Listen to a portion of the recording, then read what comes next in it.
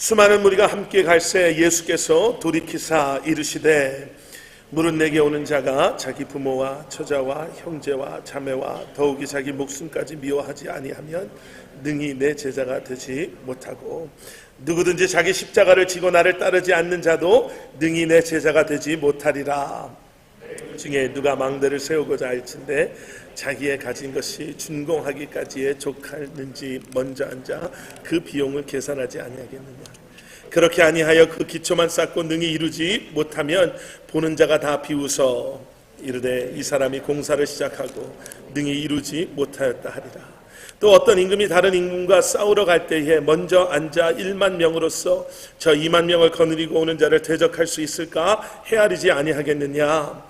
만일 못할 터이면 아직 멀리 있을 때에 사신을 보내어 화친을 청할지니라. 이와 같이 너희 중에 누구든지 자기의 모든 소유를 버리지 아니하면 능히 내 제자가 되지 못하리라. 소금이 좋은 것이나 소금도 만일 그 맛을 잃으면 무엇으로 짜게 하리요. 함께 읽겠습니다. 땅에도 거름에도 쓸데없어 내버리느니라. 들을 귀가 있는 자는 들을지어다 하시니라. 아멘. 아멘. 오늘은 종려 주일입니다. 예수님께서 예루살렘에 입성하심을 성경의 기록대로 수많은 군중들이 종려나무 가지를 흔들면서 예수님께서 타고 계시던 그 나귀 앞에 그 종려나무 가지를 깔고 심지어는 자기들이 입고 있던 그 옷을 그 길에 깔면서 호산나 호산나 외치면서 왕의 예루살렘의 입성을 환호했던 그날을 기념하고 기억하는 날입니다. 정말 엄청난 날이었을 것 같아요. 절기를 맞아서 안 그래도 사람들이 많이 예루살렘 성 안에 모여 있었는데 여러분, 그들이 지금 환호하고 기뻐하는 그런 음성은요, 평소에 그냥 좋아서 소리 지르는 것 이상이었습니다. 이렇게 생각하시면 돼요. 어렸을 때부터 무슨 전래동화처럼 전설처럼 이렇게 전해져 내려오던 그런 메시아에 관한 예언이 지금 자기들 눈앞에서 이루어지는 거잖아요. 그러니까 어렸을 때 이게 긴가민가, 정말 이런 일이 있을까? 정말 이러한 예언이 이루어질까 안 이루어질까? 정말 그런 메시아가, 그런 왕이 정말 우리를 위해서 이 땅에 오실까? 뭐 이런 생각을 가지고 있었던 그들에게 여러분, 다른 때도 아니고요. 예를 들어서 다윗 왕이나 솔로몬 왕 때처럼 어느 정도 이스라엘이 좀 힘도 있고 주변 나라에 영향력이 있는 뭐 그런 때도 아니고요. 지금은 로마라는 막강한 나라가 이스라엘을 지배하고 있는 그때에 하나님께서 약속하신 왕이 오셔서 자기들을 해방시켜 주시고 이제는 그들이 그렇게 원했던 그러한 나라를 회복시켜 주실 거다라는 그러한 사실, 그러한 현실 앞에 있는 그들이 얼마나 감격하고 얼마나 기뻐했겠어요? 그 자리에 있다, 내가 그 자리에 지금 있다라는 그 사실이에요. 여러분, 우리도 가끔 좀 놀라운 경험을 하는 사람들이 그런 얘기 하잖아요. 오늘 일부 예배 때도 그런 말씀 드렸는데, 그런 2002년도에 한국 월드컵 때 우리 한국 축구가 세계 4강까지 올라갔다. 이건 앞으로 일어나지 않을 것, 일어날 수 없는 일인데, 여러분 그런 분들 얘기 들어보셨어요? 그때 내가 광화문 광장 거기에 있었다는 거 아닙니까? 빨간색 그 티를 입고 내가 펄쩍펄쩍 뛰는 사람 중에 한 사람이 나였다는 거 아닙니까? 절대로 앞으로도, 이전에도 이후에도 그런 경험은 없을 겁니다. 뭐 이런 얘기하는 것과 차원이 다른, 지금 오래전 하나님의 예언의 말씀이 지금 나귀를 타고 예루살렘에 입성하시는 예수 그리스도의 모습을 통해서 지금 완성되어진다, 그리고 그 자리에 있다라는 그 사실이 얼마나 놀라웠겠어요. 그들이 그래서 소리 지르며 환호하며 호산나를 외치며 다윗의 자손 예수님을 정말 극진하게 그 나귀가 땅을 밟지 않도록 자기 옷을 깔아가면서 그 왕의 예루살렘 성에 입성하심을 환영했는데요. 여러분, 예수님께서는 우리가 지난주에 본 것처럼요, 그러한 우리의 기대와 바람을 충족시켜 주시기 위해서 지금 예루살렘에 입성하시는 것이 아니라 하나님의 구원의 계획하심 가운데 지금 십자가를 향해 가고 계시다라는 것을 저희는 알고 있죠. 지금 예루살렘 성에 입성하시는 것도요, 마지막으로 한번 이런 것이 아니라 지금 이것 역시도 십자가를 향한 길, 십자가의 길이었음을 우리는 보게 됩니다. 지난주에 저희가 누가복음 말씀에서 본 것처럼요, 예수님은 이 땅에서의 마지막 한 3개월 정도의 시간의 대부분을 베레아 지역이라는 이방인들이 모여 살고 있는 그 지역에서 보내셨습니다. 예루살렘에서 동쪽 또 요단강 근처에 있는 곳에 계시면서요, 그저 위험해서 피난 가 계신 것이 아니라 마지막 순간까지 십자가를 향해 가시는 예수님의 삶 가운데 우리에게 보여주신 모습은 잃어버린 영혼들을 찾아서 땅 끝에 있는 막장의 인생을 살고 있는 정말 잡초와 같은 인생, 어쩌면 지난주에 봤던 18년 동안 귀신 들려서 구부러져서 모든 사람에게 소외받고 그냥 그러려니 저 사람은 저렇게 살다가 그냥 저렇게 죽는 거지 라고 제껴놓은 그 사람, 그 여인을 찾아가서요, 그 여인이 믿음이 좋아서 예수님께 고쳐달라고 살려달라고 애원해서가 아니라 정말 그 영혼을 바라보는 예수님의 긍휼하신 마음 가운데 그 사랑으로 그 여인을 치유하여 주시는, 그 귀신들로부터, 그 육체적인 연약함으로부터 예수님께서 그 여인에게 자유함을 허락하여 주시는 것, 구원을, 하나님의 나라를 그 여인과 그 지역에 있는 사람들에게 선포하셨던 그 사건들을 보면서요, 여러분, 예수님의 지금 이 십자가를 향한 그 마음 속에는 우리 한 사람 한 사람을 향한 절대적인 사랑으로, 그 사랑으로 말미암아 그 마음으로 지금 예수님께서는 십자가를 향해 가고 계십니다 라고 말씀드렸습니다. 오늘 말씀으로 들어와 보면요, 예수님의 또 다른 마음이 보이기 시작해요. 오늘 본문의 배경은 대충 이렇습니다. 지금 여전히 예수님께서는요, 베레아 지역에 계시고요, 14장 1절 말씀으로 돌아가 보면 어떠한 그 상황 설명이 나오냐면요, 안식일에 예수께서 한 바리새인 지도자의 집에 떡 잡수시러 들어가셨습니다 라고 이렇게 나오는 거예요. 그러니까 예수님께서 바리새인 지도자의 초대를 받으세요. 떡을 드시러, 식사를 하시러 그 지도자의 집에 들어가시지요. 그리고 예수님께서 자기네 동네에 오셨다라는 소식을 듣고 사람들이 모여들기 시작하는 거예요. 바리새인 중에서도 지도자였기 때문에 아마 그 동네 유지였을 거예요. 예수님이 우리 동네 오셨다는데 지금 예수님 어디 계신지 압니까? 라고 했을 때 이름만 대도 이 사람 집에, 이런 집에 계십니다 그랬을 때 그냥 쉽게 찾아갈 수 있는 그러한 집에 예수님이 지금 머물러 계시는 거예요. 그리고 거기에 사람들이 모여들기 시작합니다. 여러분 잘 아시는 그러한 이야기들이, 대화가 오고 가요. 14장 안에 어떤 대화가 오고 가냐면요, 예수님과 율법교사들과 바리새인들이 안식일에 병 고쳐주는 것에 대한 대화를 나누세요. 우리는 여러 차례 그 일에 대해서 우리가 이런 것에 대해서 얘기를 나눴습니다. 율법을 지키는 것보다, 여기 나와 있는 율법 교사들과 바리새인들은 율법 잘 지키는 사람들이잖아요. 율법 앞에서는 자기를 떳떳하다라고 주변에 모여있는 사람들, 그들과는 다른, 우리는 율법만큼은 우리는 철저히 지키는, 누구에게도 손가락질 받을 만한 짓 하지 않는 우리는 그런 사람입니다 라고 이야기하는 사람들에게 사랑이 없고 긍휼함이 없이 율법만을 붙잡고 있는 것이, 그것이 위선이고 그것이 얼마나 어리석은지를 예수님께서 말씀하세요. 여러분, 그 주변에 있던 사람들이 얼마나 속이 시원했겠어요. 그동안 얼마나 이 율법주 선생들, 바리새인들에게 얼마나 핀잔을 들었겠어요. 너네들은 이방 사람들이라서 이런 거 알지도 못하고, 너네들은 이방 사람들과 섞여 산다고 율법에 대해서 제대로 알지도 못하고 지키지도 못하고. 그런데 예수님께서는요, 긍휼함에 대해서, 사랑에 대해서 다시 한번 말씀하세요. 그리고 나서 계속되어지는 대화 속에서는 예수님께서 무슨 말씀하시냐면 큰 사람들이 낮아지는 것, 그리고 소외된 사람, 가난한 사람, 정말 아픈 사람, 정말 보잘것없는 사람들을 통해서 하나님께서 하나님의 나라를, 그 구원의 은혜를 하나님께서 허락하실 것이다 라는 그런 이야기들을 하는 거예요. 큰 잔치를 베풀었는데 바쁘다고 오지 않는 사람들, 하지만 그 잔치에 초대도 받지 못했고 초대받을 자격도 없는 사람들이 오히려 그 잔치에 오게 되는 은혜에 대한 이야기를 하시면서, 여러분, 그 주변에 모였던 사람들이 얼마나 속이 시원했겠어요. 야, 이 예수님이라는 사람 대단한데?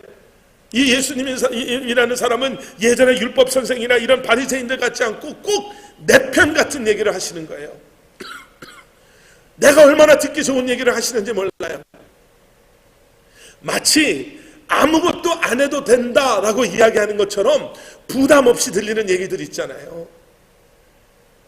여러분, 그래서 오늘 25절부터 시작되는 이 말씀 가운데 그 예수님이 바리새인 지도자의 집을 떠나서 나아가시는 예수님을 수많은 무리가 쫓아왔다라고 성경은 말을 하고 있는데, 25절 말씀에 그때 예수님께서 돌이키셔서 제자도에 대한 이야기를 하시는 거예요. 마치 나는 아무것도 안 하고 예수님만 쫓아다니면 되는 거구나. 야, 예수님의 교리, 이 예수님의 메시지는 나랑 딱 맞는데, 나는 아무것도 안 해도 되는데 나같이 그냥 불쌍한 사람은 된 거구나, 내가 예수님만 쫓아다니면 되는구나 라고 생각했던 그들에게 예수님께서 돌아서서 질문을 하시는데, 그 질문을 요약해보면 바로 이거예요. 누가 진짜 제자냐? 이 질문을 하시는 거예요. 좀 더 풀어볼까요? 너희들 가운데 누가 진짜로 내 제자냐? 아니면 너희들 가운데 내 제자가 되기를 원하는 사람들은 누구냐? 이걸 물어보시는 거예요. 따라온다고 해서, 예수님을 쫓아다닌다고 해서 아, 나는 예수님의 제자구나가 아니라 예수님께서 진짜 제자, 여러분 많이 들으셨잖아요. 우리는 예수 그리스도의 제자가 돼야 되는 사람들이에요. 교회 열심히 다니는 이유도, 우리가 열심히 신앙생활하는 이유도 우리가 의로운 사람 되려고 하는 것이 아니라, 우리가 잘 살려고 하는 것이 아니라, 우리는 예수 그리스도를 닮아가는 예수 그리스도의 제자 되기 위해서 부름받은 사람입니다. 아멘. 그러면 뭐가 진짜 제자냐는 거예요. 어떻게 보면 좀 뜬금없는 질문을 하시는 거예요. 아니, 이런 질문 하시려면 그냥 그냥 어중이떠중이라고 그래야 되나요? 그냥 수많은 사람이 모여있을 때 사는 게 아니라, 좀 전에 바리새인 지도자 그 안에서 율법학자들이 있고 예수님의 그 12 제자들이 있고 최측근 사람들이 있는 그 자리에서 진짜 제자는 이런 사람입니다 라고 얘기했을 때, 혹시 누가 알아요? 율법학자가 마음이 변할지? 혹시 누가 알아요? 거기 있었던 사람들, 영향력 있는 사람들이 그럼 그 제자 내가 되겠습니다 라고 나섰을지, 그러면 그 사람의 영향력으로 얼마나 더 많은 사람들이 예수님을 쫓아왔겠어요. 그런데 여러분, 예수님께서는요, 따라 나선 사람들을 먼저 바라보세요. 그 사람들의 백그라운드가 여기 나오지도 않아요. 율법학자, 바리새인, 아니요, 그런 거 중요한 건 아니에요. 우선 예수 그리스도를 따라 나섰다라는 그것을 예수님이 보시고, 예수님을 따라오려고 하는 사람들에게 이제는 정말로 제자 되는 것이 무엇인지를 한 단어로 말씀하세요. 그 한 단어가 희생이라는 단어예요.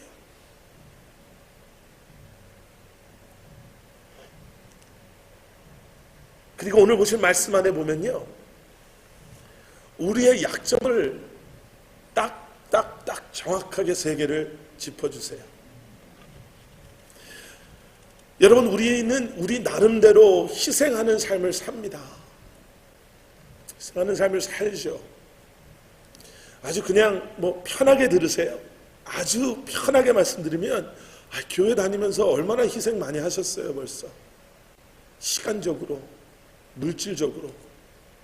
때로는 세상 사람들이 그런 얘기도 하잖아요. 아니, 교회 다니면 뭐가 그렇게 난다고 좋다고 거기다 그렇게 시간 쏟아 부어가면서 뭐 하려고 그렇게 그냥 물질적으로 헌신해 가면서, 그렇다고 해서 뭐가 뾰족하게, 아니요, 우리는 희생에 대해서 어느 정도 알아요. 그런데 예수님께서요, 우리의 지금 머물러 있는 표현이 좀 이상할 수 있지만요, 우리의 희생을 보면서 두 가지를 이야기하세요.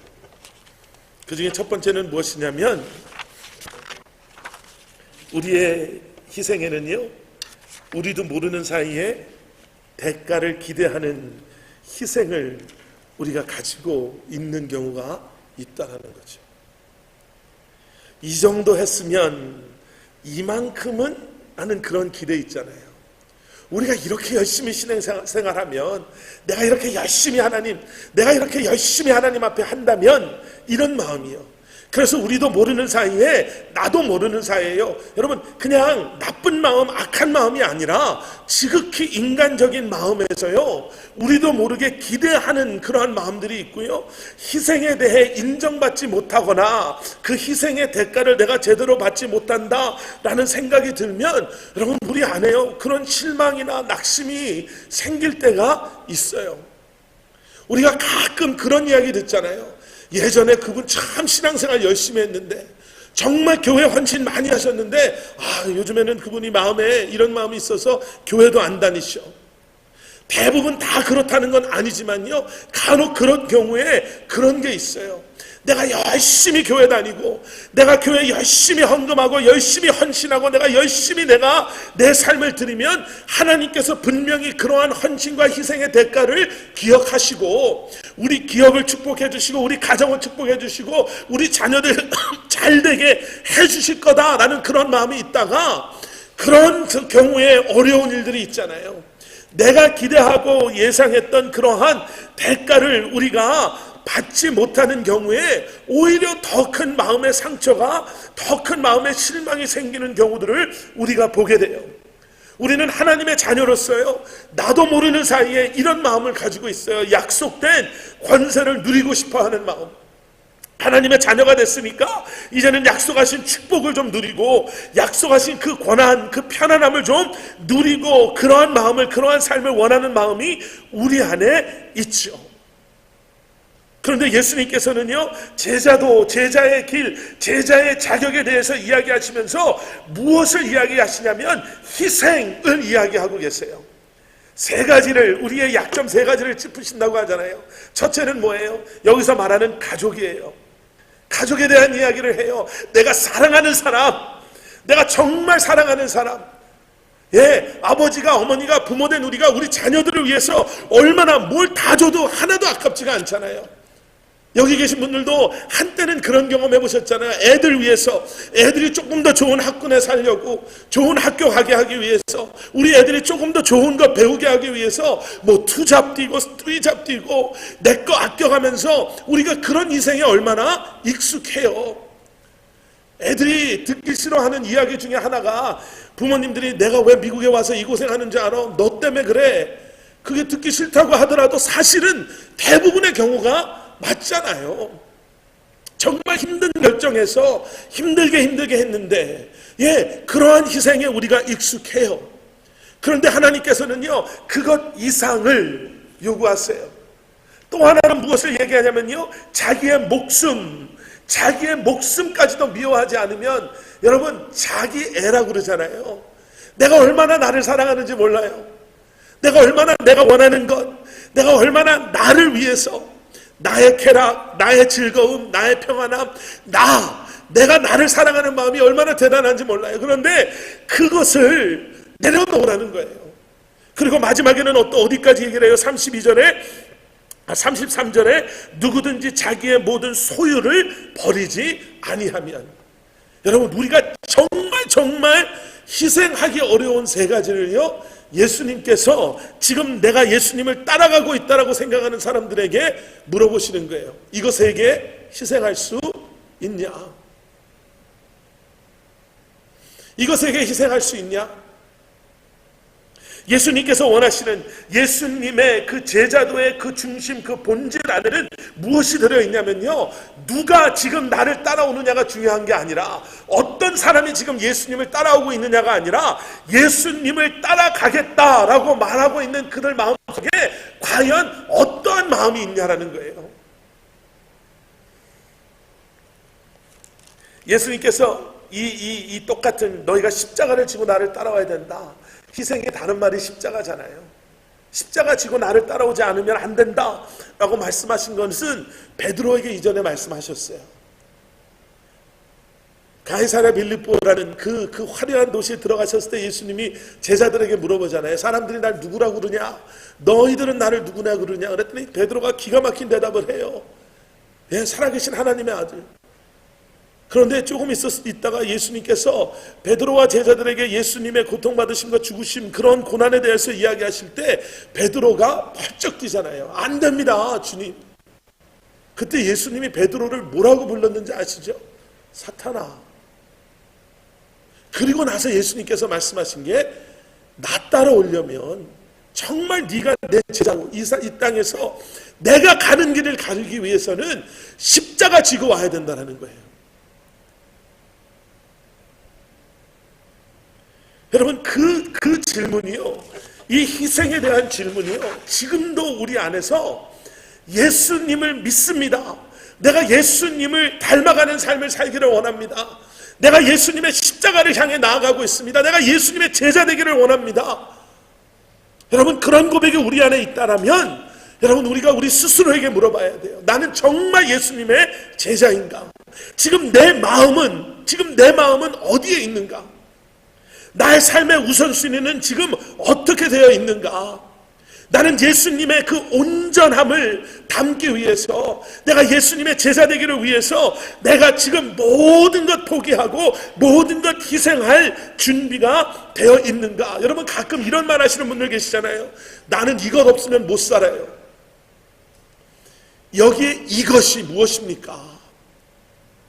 난 예수님 없이는 못 살아요. 이 고백이 우리 안에서 고백되어질 때 우리는 비로소 예수 그리스도의 제자로 이 땅에서 살아가고 있는 우리의 모습을 발견하게 될 줄 믿습니다.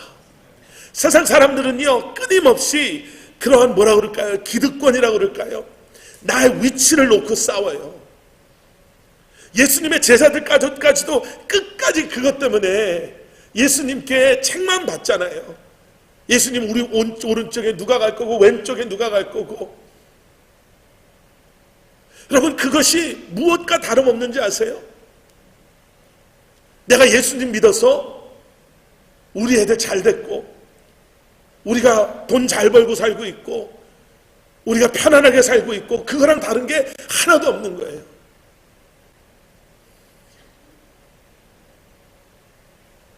예수님은 이 따라오는 사람들을 향해서요, 지금 너희는 나를 위해서 무엇을 희생하고 살아가고 있느냐라는 것을 물어보세요. 그래서 이 뒤에 나오는 이 세 가지의 비유가 여러분 오늘 이 말씀 안에서 이해되어져야 돼요. 망대에 대한 비유가 나오고요, 전쟁에 대한 비유가 나와요. 그리고 소금에 대한 비유가 나와요. 근데 여러분 잘 들어보시면 저는 이런 게 좀 너무 파고든다고 그럴까요? 이렇게 좀 들여다보면 좀 뭔가 좀 이상한 게 있어요. 망대에 대한, 이 망대라는 건요, 적군들이 우리를 쳐들어올 때 꼭 필요한, 이 적군들이 오고 있나 안 오고 있나를 보는 건데요, 어디에다 놔야지 적군들이 오는지를 잘 볼 수 있고, 이렇게 져야지 흔들리지 않고 넘어지지 않고, 이런 얘기가 나오는 게 아니라 28절 뒷부분에 보면 무슨 얘기가 나와요? 비용에 대한 얘기가 나오고 계산에 대한 얘기가 나오는 거예요. 돈 얘기가 나오는 거예요. 이 망대 만들려면 계산 잘해서 돈 모자르지 않게 그렇게 망대를 져야 된다, 이런 얘기가 나와요. 뒤에 전쟁에 대한 이야기가 나올 때요, 내가 10,000명이 있는데 20,000명의 적군들이 쳐들어오면 모르겠어요. 하나님을 신뢰하는 믿음의 마음으로 주님 앞에 우리가 모든 걸 맡기고 싸울 때 하나님께서 정말 우리를 통해서 역사하십니다, 이런 이야기가 나오는 게 아니라, 질 것 같으면 뭐라 그래요? 빨리 사신 보내서 화친을 맺어라, 이렇게 얘기하는 거예요. 지금 이거를 무슨 이야기를, 지금 무슨 의미로 이런 이야기를 하고 계신가? 여러분, 앞에 나오는 희생, 제자도의 관점에서 보셔야 돼요. 어떤 거예요? 예수님의 제자가 되기 위해서는 우리가 막연하게 생각하는 것처럼 내가 그냥 예수님만 쫓아다니면 난 예수님의 제자다, 이런 개념이 아니라 나의 모든 것을 쏟아붓고 희생할 때 비로소 나는 온전한 예수 그리스도의 제자가 될 수 있는 그러한 삶을 살 수가 있다라는 워닝처럼 주시는 거예요. 그냥 예수님 쫓아온다고 너가 제자인 것 아니다 얘기하시는 거예요. 그것은 어리석은 것, 마치 어떤 거예요? 망대를 지으면서도 충분한 자재도 없고 돈도 없이 짓다가 그냥 짓지도 못해서 사람들에게 오히려 비웃음 당하는 꼴 되는 거다. 좀 더 세게 표현을 해볼까요? 예수님 잘 믿어라는 얘기 하시는 거예요. 지금 십자가를 향해 가고 있는 기독교의 신앙은 우리가 기득권자가 돼서 우리가 하나님 잘 믿는다고 해서 세상 사람들보다 더 축복받아 세상 사람들 바라보면서 거 봐라, 우리 하나님이, 우리 신이 더 훌륭한 신 아니냐, 이런 얘기하려고 예수님 쫓아다니는 것이 아니라, 내가 희생할 각오가 되어 있는 사람, 내가 모든 것을 쏟아 부어도 나는 뒤에 나오는 소금처럼 흔적도 없이 사라지지만, 내가 녹아 들어간 그곳에 소금의 짠내가 나는 것처럼 예수 그리스도의 제자라 한다면, 내가 모든 것을 포기하는, 모든 것을 희생하는 아픔이 있다 하더라도 내가 녹아들어져 가서 그곳을 짜게 변화시키는 그러한 삶을 살기를 결심하고 작정하고 하나님 앞에 드려지는 삶을 살아가는 사람들만이, 그럴 때야 비로소 우리는 예수 그리스도의, 나는 예수 그리스도의 제자입니다 라고 말할 수 있다는 거예요. 십자가를 향해서 가시는 예수님은요, 그 예수님의 마음에 그 마음이 있으신 거예요. 우리에게, 우리를 위해서 모든 것 다 쏟아 부으시고, 우리를 위해서 모든 것 다 포기하시고, 하나님의 그러한 모든 능력마저도 내려놓으시고, 우리를 위해 정말 모든 걸 희생하신 예수님께서 우리에게 기억하게 하시는 마음이 그 마음인 거예요. 나를 닮아가고 싶다면, 나의 제자라고 한다면, 지금 우리가 십자가를 향해 나아가는 삶을 살아가고 있다면 그 십자가 때문에 우리의 모든 것을 희생할 수 있는, 내려놓을 수 있는 그러한 사람이 되어야 된다는 것. 사순절에 우리에게 주시는 그 마음이 그 마음이에요. 여러분, 저는 제게도 이 질문을 했고요. 난 정말 예수님 제자인가? 나는 예수님의 제자로 오늘도 지금 살아가고 있는가? 우리도 그 질문 해야 되잖아요. 우린 과연 예수님의 제자입니까? 제자도에 대해서 거창한 것을 알고 있는 게 아니라 하나만 붙잡으시면 돼요. 그 십자가 바라보면서 그 십자가의 메시지가 우리에게 주는, 내가 흔적도 없이 사라지는 소금이 된다 하더라도, 여러분, 그 흔적은 없지만요, 소금의 그런 모습은 없지만 그 소금이 스며든 그 음식은요, 분명히 소금의 흔적을 아직도 보이지 않지만 간직하고 있는 거예요.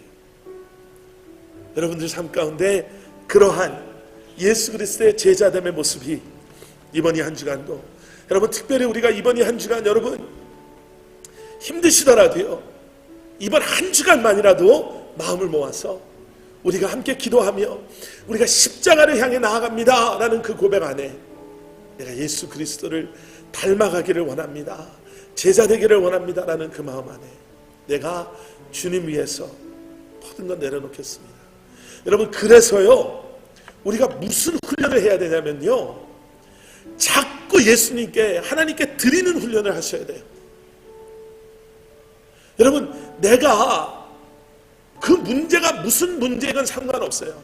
자녀 문제, 부부 문제, 돈 문제, 건강 문제, 환경의 문제, 미래에 대한 불확실한 문제, 그것이 무엇이든지요, 그걸 지금 내가 내 힘으로 하려고 그러면 내 거가 되는 거예요.